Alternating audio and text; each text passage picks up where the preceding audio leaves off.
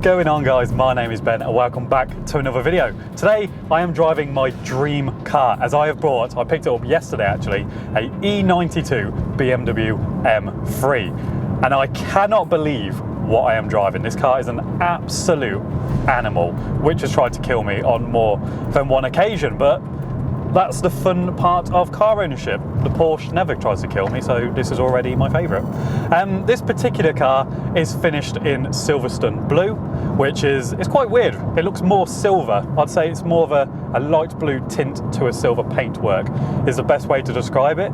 But the fact it's called Silverstone blue is so cool. I actually really want to take this to the racetrack just to get a cheeky photo. And it is, of course, the 4-litre naturally aspirated V8, which produces 420 brake horsepower. Now, when I say that out loud, I cannot believe that an insurance company has gone, yeah, we trust you with that, because I wouldn't trust. And you may have also noticed that this car isn't spec'd with the DCT Auto box. It is in fact a 6-speed manual, when that combined with the V8 just makes it so much cooler, and actually quite rare, because I think people were big fans of the DCT box. Now, this car is also a very good spec.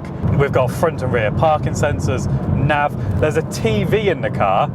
I can actually watch TV in my car. That is absolutely mind-blowing. Insane. And down here as well, we've got 3 buttons. DCT off, which I'm not brave enough to do. Power, I like that button, power.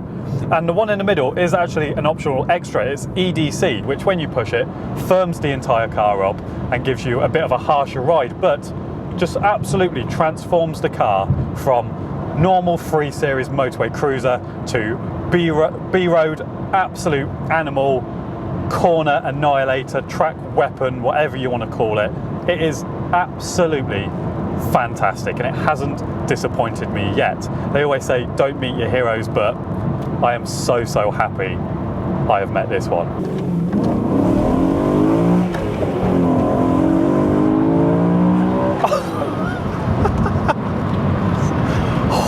Now let's give this little M button on the steering wheel a little test. Now I am going to be quite cautious because it is very damp today, and as I discovered last night, I don't want to piss this car off. Let's go in the outside lane.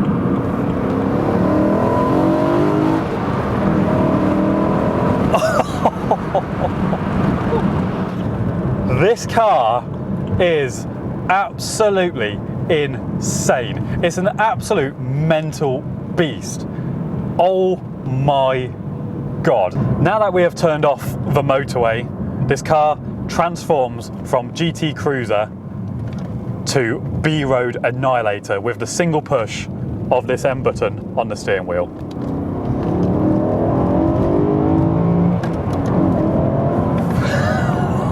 Oh my God. The absolute powerhouse of a V8 in this is absolutely ridiculous.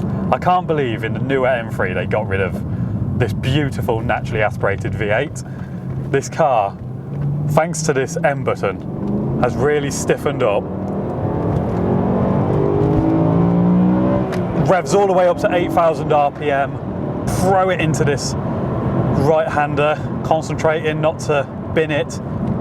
But I think I actually need a lot more faith in the car than my brain is giving it, because it handles like an absolute dream.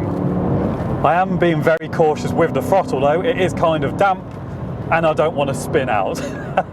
And that's the kind of fear that cars should give you. I don't get that fear in the Porsche.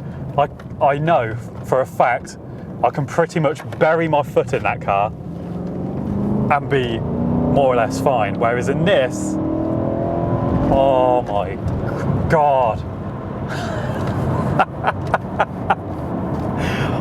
Oh, it is absolutely mental. I'm falling in love with this so much.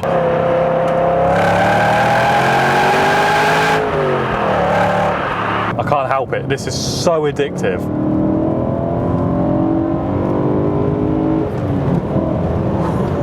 And that was only half throttle. That is what's so mind-boggling about this car. And the fun thing is, you can do things in this that you couldn't in an ordinary car. I know that sounds weird and doesn't make sense, but my Boxster is a quick car, you know, but I don't have the confidence in it to overtake people or pull out at junctions or go in the fast lane when I need to take the second exit at a roundabout, for example. Whereas in this, all that's going through your mind is, oh my God, I'm driving an absolute legend. I'm driving an E92 M3 and it has a 4-litre V8. That is what goes through your head constantly. And then once you look at the fuel gauge and the MPG, that also goes through your wallet. But it doesn't matter. It's so good. You don't buy a car like this and then worry about MPG. Go buy a diesel. This is fantastic fun. When I picked up the car yesterday, I did brim the tank, and from empty, it cost £78. Now, owners on the forums reckon that they're getting about 230, 250 miles to a full tank. And to be fair, I did drive 180 miles home yesterday, and so yeah, that has definitely helped the consumption in some way. It says I've got 32 miles left and I've done 272 miles, so roughly 300 miles to a tank. Not too bad for a 4-litre V8 really, is it? So that's quite good. That's only a little bit more than my Boxster, I think, and for the miles per miles, I think it is exceptional value. M3, 4-door as well. Yeah, I think that's exceptional value, essentially, which sounds silly to say in an M3. But since I've picked the car up, I haven't stopped smiling.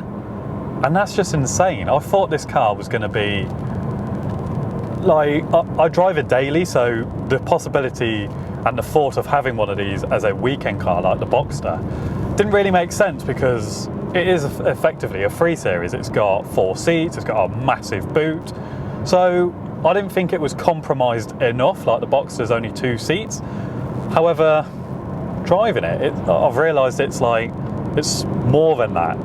If you had a family and you wanted a quick car, you could also have this car. It's fantastic fun.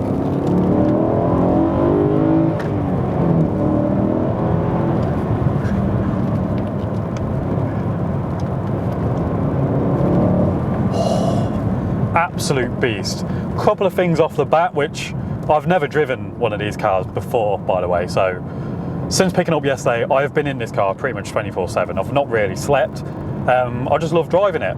But a couple of little things that I quite like. I do like the shape of the mirrors. They're quite nice. I always was a big fan of those, and you can see through it, which is cool. Something I didn't realise you could see when driving was that massive bulge on the bonnet. Being able to see that just reminds you that you're in something special.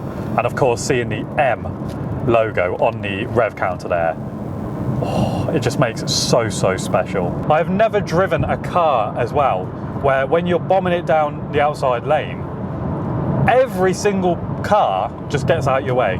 I've never had that before, but to be fair, this car is rather menacing from the front, so I don't blame them. I think if I saw this coming up behind me, I too would poo myself. The good thing about this car is when I drove it home yesterday, it was 180 odd miles home, so I didn't really get to experience the car, but whacking it in cruise control, doing 70, I was getting roughly 25, 26 MPG, and it's just a comfortable Grand Tourer. It's just like a normal 3 Series. Right then guys, that is going to be a wrap from me. I hope you enjoyed the video. I hope you are as excited as welcoming the E92 M3 to the channel as I am. I absolutely love this car. I definitely love it more, way more than I ever thought I would.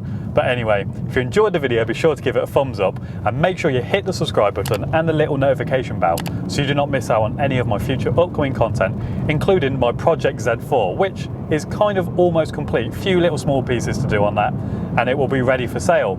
Thank you very much for watching once again, guys, and I'll see you in the next one. I couldn't help it.